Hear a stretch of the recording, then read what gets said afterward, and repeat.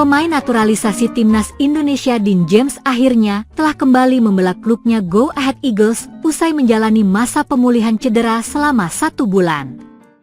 Kembali merumputnya Dean James menjadi kabar gembira bagi timnas Indonesia jelang menghadapi Cina di kualifikasi Piala Dunia 2026. Dean James kembali membela Go Ahead Eagles di Eredivisie atau Liga Belanda 2024-2025 pada Minggu 11 Mei. Tepatnya saat Go Ahead Eagles bermain imbang 1-1 melawan PC Zwolle yang diperkuat pemain naturalisasi timnas Indonesia Eliano Reigers di Stadion Maak Park, Zwolle. Dalam pertandingan tersebut Dean James tampil sebagai pemain pengganti bagi Robin Weijzenberg di menit ke-70. Ini merupakan momen kembalinya Dean James memperkuat Go Ahead Eagles sejak terakhir kali bermain pada 6 April 2025 saat melawan Utrecht. Kembalinya Dean James membela Go Ahead Eagles turut menjadi kabar gembira buat timnas Indonesia. Sebab artinya dengan kondisinya yang sudah pulih maka peluang Dean James untuk memperkuat timnas Indonesia semakin terbuka. Terdekat Indonesia akan menjamu Cina pada laga lanjutan grup C putaran ketiga kualifikasi Piala Dunia 2026 pada 5 Juni mendatang. Laga Indonesia versus Cina akan menentukan nasib tim merah putih yang sedang berjuang menuju Piala Dunia 2026. Kesempatan skuad Garuda untuk lolos ke Piala Dunia 2026 masih terbuka, baik lolos langsung atau setidaknya melaju ke putaran 4 kualifikasi. Saat ini tim asuhan Patrick Kluivert itu berada di peringkat keempat klasemen sementara grup C dengan 9 poin. Marcelino Ferdinand dan kawan-kawan terpaut 4 poin dari Australia yang bertengger di peringkat kedua yang jadi batas terakhir lolos langsung ke Piala Dunia 2026. Di satu sisi, Indonesia butuh sapu bersih kemenangan di 2 laga sisa jika ingin bersaing dalam perebutan tiket lolos langsung. Setelah lawan Cina, Indonesia akan bertandang ke Jepang pada 11 Juni mendatang. Jepang sudah memastikan lolos ke Piala Dunia 2026 karena perolehan poin sudah tidak bisa terkejar oleh tim lain. Timnas Indonesia punya waktu persiapan lebih dari 1 bulan untuk menyusun formula tepat di sisa laga. Patrick Kluivert diharapkan mampu membuat skuad Garuda menampilkan kemampuan terbaik lawan Cina dan Jepang.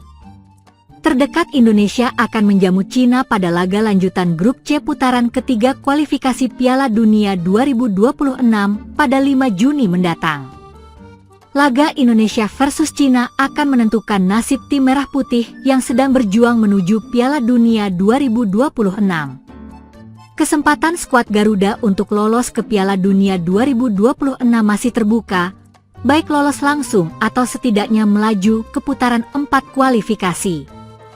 Saat ini tim asuhan Patrick Kluivert itu berada di peringkat keempat klasemen sementara grup C dengan 9 poin. Marcelino Ferdinand dan kawan-kawan terpaut 4 poin dari Australia yang bertengger di peringkat kedua yang jadi batas terakhir lolos langsung ke Piala Dunia 2026. Di satu sisi, Indonesia butuh sapu bersih kemenangan di 2 laga sisa jika ingin bersaing dalam perebutan tiket lolos langsung. Setelah lawan Cina, Indonesia akan bertandang ke Jepang pada 11 Juni mendatang. Jepang sudah memastikan lolos ke Piala Dunia 2026 karena perolehan poin sudah tidak bisa terkejar oleh tim lain. Timnas Indonesia punya waktu persiapan lebih dari 1 bulan untuk menyusun formula tepat di sisa laga. Patrick Kluivert diharapkan mampu membuat skuad Garuda menampilkan kemampuan terbaik lawan Cina dan Jepang. Rekap kabar abroad pemain timnas Indonesia seperti Mees Hilgers, Eliano Reigers, Dean James, Kelvin Verdonk, hingga Ragnar Oratmangoen pada Senin, 12 Mei 2025, dini hari waktu Indonesia Barat. Para pemain timnas Indonesia memiliki catatan yang berbeda ketika memperkuat masing-masing klub. Ada pemain timnas Indonesia yang tampil waktu penuh, 90 menit, masuk sebagai pemain pengganti, dan absen karena sakit. Pemain bek tengah timnas Indonesia tampil penuh untuk FC Twente saat menghadapi FC Utrecht pada pertandingan pekan ke-32 Eredivisie. Dalam laga kali ini, klub Maasvlkers meraup kemenangan skor 2-0. Artinya, Maasvlkers dan kawan-kawan dapat menjegal FC Utrecht di tangga klasemen. Sebagai informasi, Utrecht dan Twente kini berurutan di tangga 4-5. Keduanya terpaut 8 poin menuju 2 laga terakhir musim ini. Adapun meski tidak bisa menggeser posisi Utrecht pada akhir musim, Maasvlkers dan kawan-kawan memberikan perlawanan yang tangguh. Kini tantangan Twente adalah menjaga peringkat kelima yang membuka peluang penampilan di Liga Konferensi Eropa musim depan. Selanjutnya, masih dalam kompetisi Liga Belanda, dua pemain timnas Indonesia, Eliano Reijnders dan Dean James bertemu dalam satu pertandingan. Momen tersebut tertuang ketika PSC Zwolle berhadapan dengan Go Ahead Eagles. Dalam partai bertajuk Itsel Derby yang berakhir skor 1-1, Eliano Reijnders tampil penuh menjaga posisi bek kiri Zwolle. Sementara Dean James masuk sebagai pemain pengganti Go Eagles mulai menit 70. Adapun penampilan Dean James kali ini menandakan kepulihannya pasca cedera hamstring. Sebelumnya, pemain bek kanan absen selama 3 laga beruntun. Sementara Kelvin Verdonk tampil waktu penuh mengisi posisi bek kiri NEC Nijmegen ketika lawatan ke markas Ajax Amsterdam. Verdonk mewarnai kemenangan telak Nijmegen dengan skor 0-3. Artinya, Verdonk dan kawan-kawan menjegal Ajax yang sedang menguasai puncak klasemen. Kini Ajax terpaut 1 poin dari posisi runner-up, PSV Eindhoven pada 2 partai tersisa. Adapun untuk Verdonk, pada laga kali ini harus menerima kartu kuning, menit 69. Ganjaran tersebut harus membuat Verdonk lebih berhati-hati pada laga selanjutnya. Jika menambah koleksi kartu kuning, Verdonk bisa dikenai skorsing akumulasi pada partai terakhir musim 2024-2025. Verdonk sendiri telah mengantongi 9 kartu kuning melalui 31 caps dari 32 kesempatan. Terakhir ada kabar Ragnar Oratmangoen dari Jupiler Pro League alias Liga Belgia. Namun berbeda dari para pemain abroad timnas Indonesia lainnya, kali ini Ragnar melewatkan penampilan bersama FC Vedender. Dilansir Flaskore, kehadiran Ragnar absen karena alasan kesehatan alias sakit. Walhasil pemain penyerang sayap melewatkan pesta kemenangan skor 4-0 ke gawang Leuven. Sebelumnya, Ragnar Oratmangoen sendiri rutin tampil selama 20 caps dari 30 kesempatan musim ini. Penyebab timnas Indonesia kena sanksi FIFA jelang hadapi timnas Cina sudah terungkap.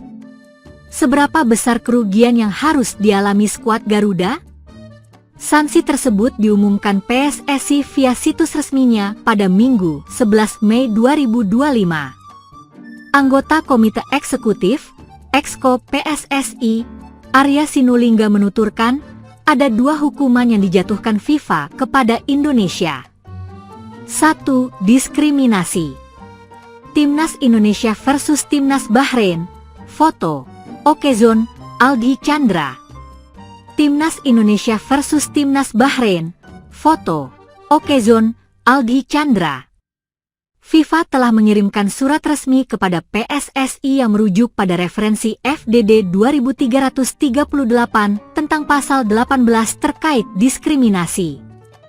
Hal itu berkaitan dengan laga Timnas Indonesia versus Timnas Bahrain pada Maret 2025.